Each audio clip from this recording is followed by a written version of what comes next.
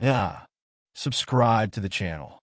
Vadim Petrovich in his life, most of all in the world, loved three things: his family, dacha, and the old Volga, on which he drove almost all his life. The man was already under years old, but he was still able to manage with a transport. Let over time, the rules of road traffic began to be forgotten. He was able to drive to the dacha every week because it was only a few kilometers from the city. In winter, he took his son's family to get some rest in the bathhouse, in summer to look after the garden. The son of the old man really loved that. Kirill was Vadim's late child, but he tried to look after his dad, came almost every day, brought food and money for life. Recently, Kirill even bought his father a new apartment with good repair. The old man refused for a long time, but the son still convinced his father to move from the old apartment. Kirill is making good money, so he is able to provide both his family and his father. It was July in the yard. Vadim Petrovich was going home from his dacha. For today, he managed to water the whole garden and go fishing. He returned, by the way, with a good catch. Today, he was going to fry fish to invite his son's family for a delicious dinner and please his grandchildren. On the way, the old man had to stop several times, since the car is already old. She often died. Kirill offered his father to buy a new car, but he constantly refused. He did not want to be a burden for his son. So Vadim Petrovich drove up to one of the bus stops. He stopped and already left the car to dig a little in the car for its repair. As the bus drove up to the stop, the driver left the route vehicle and began to scold his grandfather for parking right in the middle of the bus stop. I understand everything, of course, grandfather. Rules do not forbid parking your car at a stop. However, you need to park your car so that your car does not create a bus jam. And how did you park it? Right in the middle of the road? If you have already forgotten the rules at your age, it is better to stop driving at all. The bus driver laughed and left. Grandfather did not find anything to answer the evil driver. He was a non-conflict person, and now he did not really want to fight because of some kind of emptiness. Having repaired the car, Vadim Petrovich went on the road. On the highway, he tuned into the Inomarka, which drove at medium speed. The old man was happy with this, so he was not going to overtake the car. Suddenly, the car started to brake sharply right in the middle of the road. The old man did not have time to react. He pressed the brake too late. The car went right in the back of the car that had stopped in front. It was all extremely clear here. It was a background road traffic accident. Very often, cars on the road, seeing that another car was behind them, start to brake sharply, thereby creating an accident. Often DPS is taken by the supporters of the DTP. There was the same case here. Three evil men came out of the car. Vadim Petrovich also came out. Grandfather, do you even know what distance is on the road? Marism does not torment you yet. They started screaming at the poor old man. I may be old, but not stupid. You think I will not distinguish the accident from the DTP? He said. How will you prove it?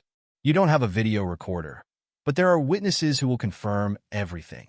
One of the men pointed out the mountain of cars that were hit by the accident. In addition, competent authorities will most likely take our side, not the side of some grandfather. So call your children or grandchildren. Let them pay $1,000 for the repair of the bumper. Or we call emergency commissioners. My son will come and show you how to treat elderly people, said the old man. The hooligans calmed down a little, really afraid that someone would come now. Vadim Petrovich did not dare to fight again, so he just started to dial the number of his son Kirill. The old man thought that his beloved son would definitely be able to help him. It was already when Vadim Petrovich got into a very bad situation, and his son always pulled him out. This is what happened now. Vadim Petrovich was standing for about 5 minutes, dialing his son's number, but he did not answer. Kirill was at an important meeting. His phone was turned off. What? Old man, you can't use your phone. Or can't you reach your invented son? Asked hooligans, laughing at the poor old man. Then we call the cops? Or do you have any other options? We don't mind taking your car. It costs about 1,000 rubles, haha. The men almost on their knees, laughing. Then Vadim Petrovich realized that he needed to do something. He had another daughter. Her name was Sasha. Kirill's mother and Alexandra died very early, so the children had to raise Vadim Petrovich himself. So he was able to raise Kirill as a decent person. The boy always helped his father at home, but Sasha seemed to be the complete opposite of her brother. Due to the fact that their father had to work on several jobs to feed the children, he often did not visit home. Sasha, since childhood, began to give birth to such feelings as greed. Now she was almost completely provided for her brother. That time per month transferred her a round amount of money for life. Sasha didn't work anywhere, didn't study anywhere. She really liked to spend money from her brother. The girl went to clubs and parties. She never came to her father's house. She thought that Vadim Petrovich owed her something. Once she even wished to sell his apartment to buy a separate apartment for herself. Then Kirill managed to persuade the girl. He had to buy a separate apartment for her himself. "You spoiled my life, Dad. I lived all my childhood, could not buy myself normal clothes. I had all my dresses stomp. Now you don't even want to sell your old apartment to buy daughter a new one.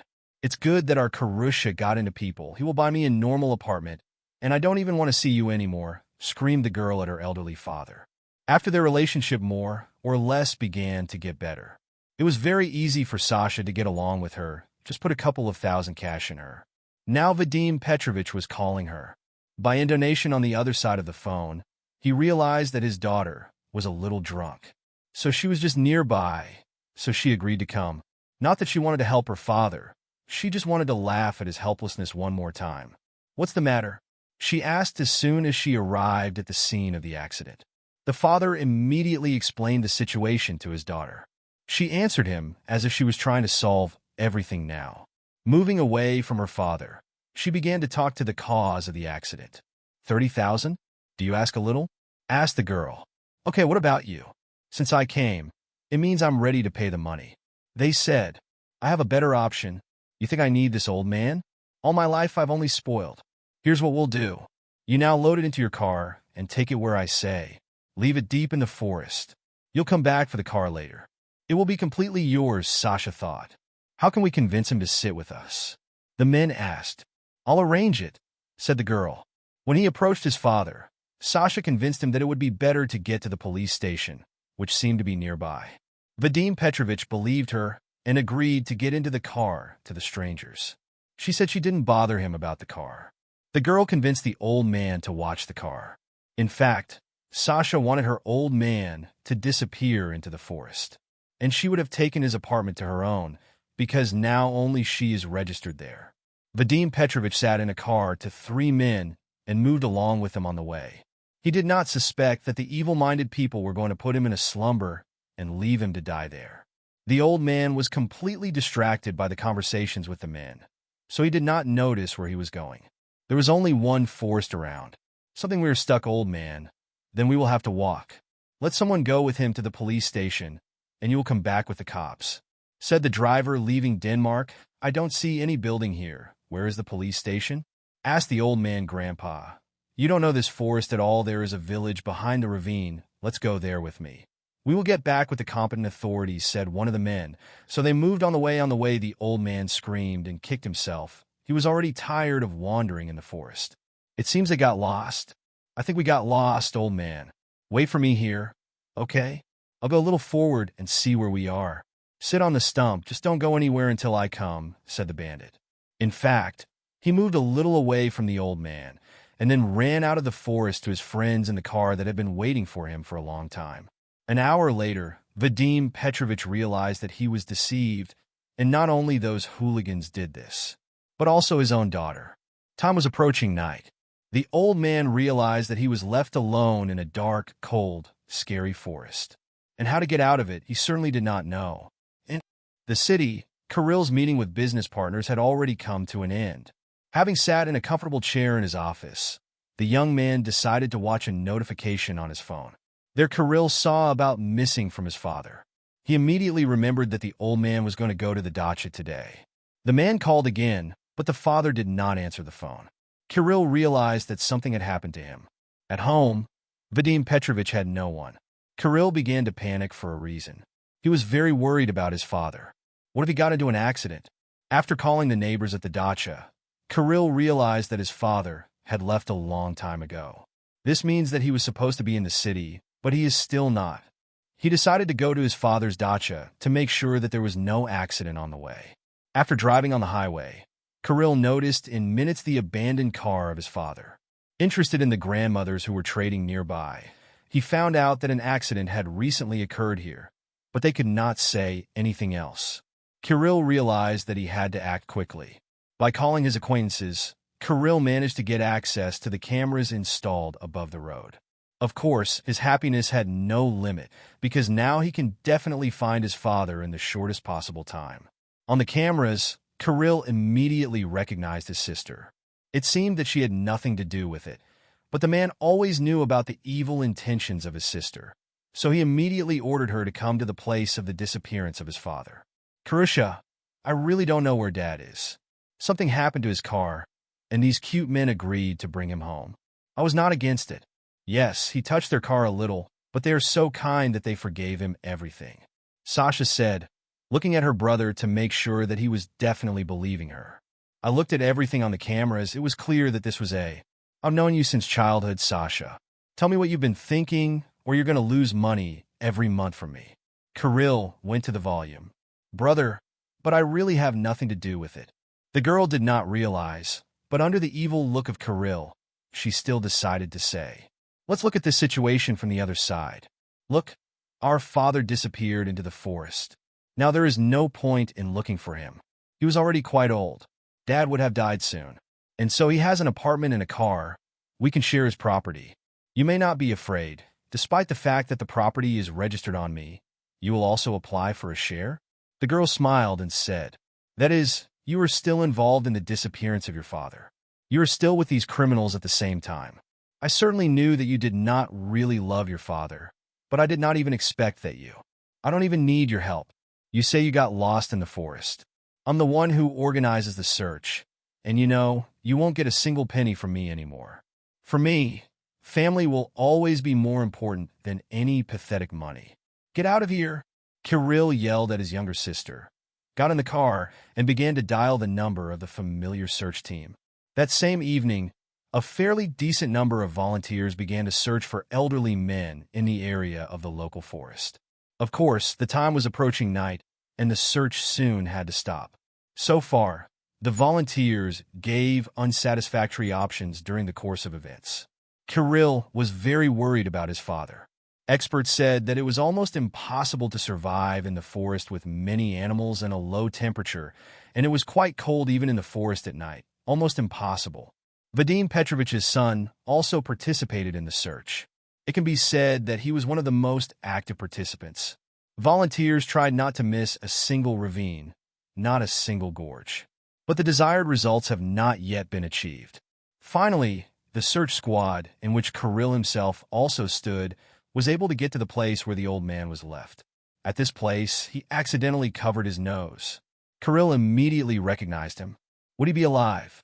The man thought about himself, hoping that everything would end safely. Soon his detachment decided to take a break from the search. Kirill sat on the stump, listening to the birds sing. He didn't want to eat at all. He was thinking about that somewhere here Vadim Petrovich was starving. Because of this, his appetite completely disappeared. The head of their detachment, the average-aged man Ruslin, "You're all sad. Don't worry, your old man is probably hiding somewhere nearby." The man laughed, drinking fresh tea from the thermos. Kirill also wanted to think so. "I'm thinking, will our searches for some success be married? Or will I have to make up with another loss? My mother died when I was very young. Yesterday, I lost my sister, finally convinced of her maleness. I hope I won't get a news of my father's death. But you, as an experienced searcher, what do you think? In these conditions, will my dad be able to be found?" Kirill asked with hope in his eyes. "I will be extremely honest with you. I don't think that your father survived. Last week, 2 bears were seen here, and at least 1 wolf. The forest is densely populated by wild animals. Besides, the old age of your father, cold, lack of food and water. The chances are unsatisfactory." After minutes, the detachment again moved on the way. It so happened that, having fallen into dismay, Kirill was a little behind his detachment. He conducted a more thorough search, so he was a little behind. He did not catch up with the detachment. Suddenly, a strange noise was heard from the bushes. At the moment, the man turned to sound. A very scary person came out of the bushes. He didn't even look like a person, but like a yeti. He had some animal skin, a long beard. "Are you looking for someone?" he asked. Kirill could not even answer at first, but then he could speak out. Yes, my father, he disappeared literally a day ago in this forest. Searches have been carried out most often for almost a day. Please tell me, have you seen this man? This is how he was dressed. Kirill showed a photo from the leaflet that was kindly agreed to make volunteers from the search organization. Follow me, said the old man, and led the man to the very depths of the forest. Kirill was a little afraid to follow him, but still went. What if he leads him to his father's body? After 5 minutes, an old wooden hut appeared on the horizon. Its roof was slightly tilted. The house itself looked slanted. The old man carefully came up and opened the door, while holding onto his stick, which he seemed to never let go of his hands. Walking into the house, Kirill immediately smelled the aroma of a tree. Suddenly, on the roof, he saw his father. He looked very healthy. Kirill immediately rushed to Vadim Petrovich with a hug. The old man was also glad to see his son. How did you get here? We were so worried about you, Dad. You got lost? Kirill asked. This beautiful man found me in the forest when it was already completely dark. I was surrounded by one dark around. I was already thinking of meeting my death in this cold forest from the predator. Alexei brought me to this house, gave warmth, fed me. I am very grateful to him, answered Vadim Petrovich. I have lived in this forest for a very long time. Here I found peace and tranquility, said Alexei. Thank you very much for saving my father. Can I do something for you? Please take the money, said Kirill. He could not offer anything else. This is superfluous. I don't need money. I feed on what nature gives me. Besides, money is not the most important value in my life. The main reward is that you came for your father. Not every child can do that, said Alexei. You are right, said Kirill. Soon Kirill informed the whole detachment that his father was healthy and harmless. Vadim Petrovich tried no longer to break into such situations and always be careful on the road. Kirill took into account that his father really liked life in a natural environment. Therefore, he soon bought a house for Vadim Petrovich next to his own. The old man began to look after his own garden and watch over his grandchildren. Kirill found the criminals who brought Vadim Petrovich into the forest. It turned out that they had long been in search. Soon they received for their merits from the court. Alexandra stopped receiving money from her brother. She had to find a job in a local hospital. Kirill completely stopped communicating with her. Sasha had to learn the lesson. Now she knows that money is not the most important value.